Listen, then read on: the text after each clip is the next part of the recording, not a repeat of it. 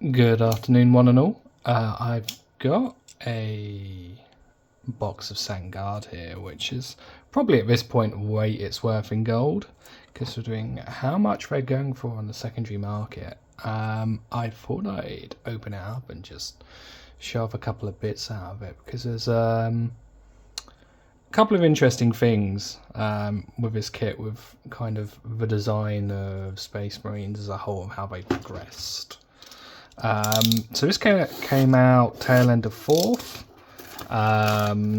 start of 5th, give or take, with the Blood Angel refresh then. And it kind of heralded a bit of a design change for Marines, a slight rescaling of a couple of different parts. While the old ball joint waist and all that continued on, and the arms, there's a couple of different bits which were resized. So these shoulder pads, for example. Let's see if I can get this to zoom properly. So these pads, for instance, these were one of the first kits which had this newer size pad. So previous 4th, 3rd and kind of 2nd ed kits had the pad length was a little bit shorter, and it was projected a bit more out, so they were shorter and fatter, I guess is the best way to describe it. And this is a holdover from the previous kind of 2nd edition metal shoulder pad castings for chapter specifics, and the 2nd ed, I believe they were called Transitionary Marines, where it was essentially a metal body, head, legs, torso, one piece, and then you'd have plastic arms to add on. And they came out at the very, very tail end of Rogue Trader going into 2nd ed. And up until about 4th, going towards the end of 5th, all Marine kits were kind of still compatible with that kind of design and scale to it. You had the Tac Squad come out in 3rd, and that had a lot of the same proportions of those Odor style metals. This Sangard kit was a slight readjustment on the scaling. I remember when this came out, I was about, I think I must have been about 13 or 14 at the time, and I remember the preceding kit as well, which was the Honor Guard, which was a Space Marine Assault Squad with a couple of metal upgrade kits. The Sangard were a new inclusion in 5th, and probably one of the better detailed kits from that era and what's held up. I've got kind of an awkward camera set up because my partner has taken over my computer for her video game streams, so I'm having to record off a phone camera instead. But you had a great kind of mix of bits, and it was the first time we'd seen a variant Space Marine jump pack.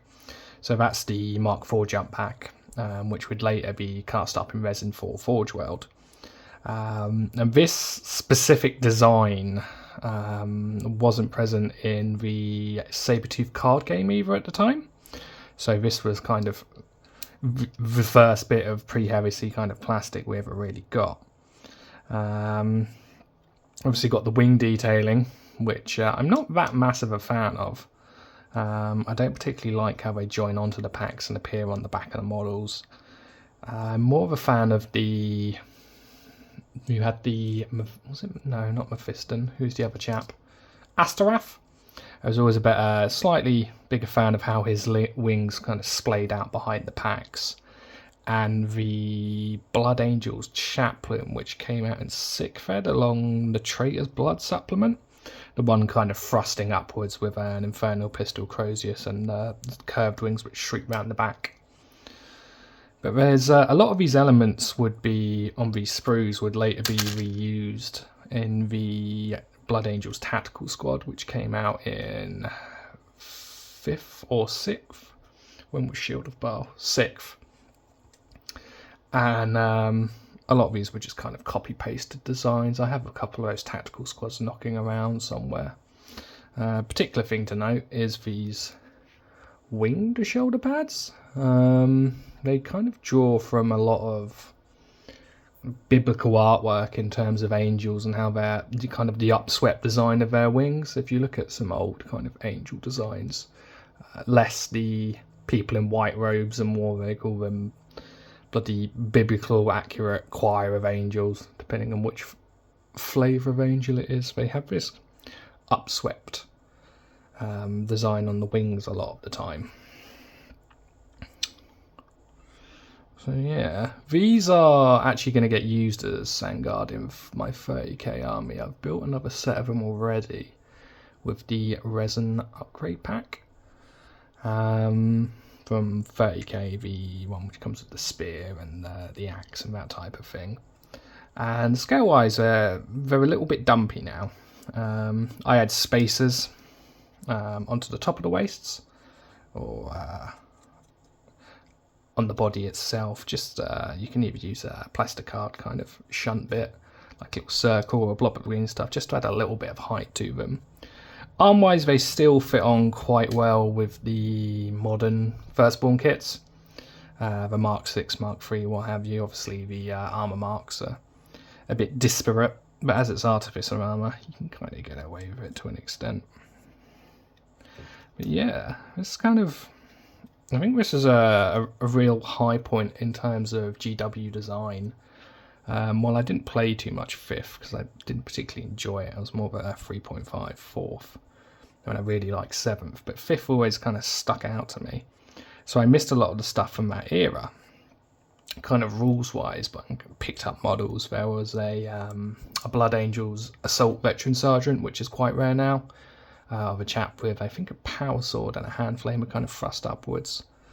All kind of reusing lots of designs from these plastic kits.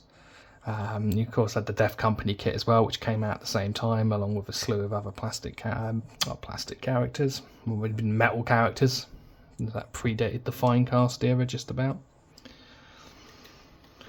Got a nice variety of death masks and other bits and bobs in here. I've seen a lot of people use the wings for breacher shields, for kind of Empress Children, Blood Angels, which, to be fair, I'm not a massive fan of, but I kind of get the look. And what I think might have been the first plastic kind of large-scale sculpted banner. There was one in the Dark Angels Terminator kit, but that came out afterwards. So I think this was the first plastic, like fully sculpted offering. You had the smaller ones, of course, on the backpacks for a little while. But yeah, I remember this was a big kind of, not so much selling point, but design-wise, back in the day. I had like a whole ass White Dwarf article about just sculpting the banner and getting it to work and mould right.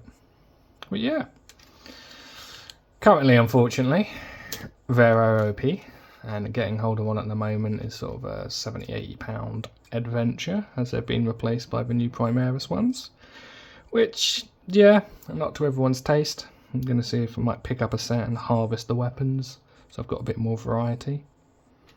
But yeah, it's held up pretty well. I'm kind of sad to see it go. Well, this is I'll be on kind of the 3rd Sanguinary Guard kit at this point in my hobby career, as it were, which is a bit worrying. Anyway, enjoy and toodles.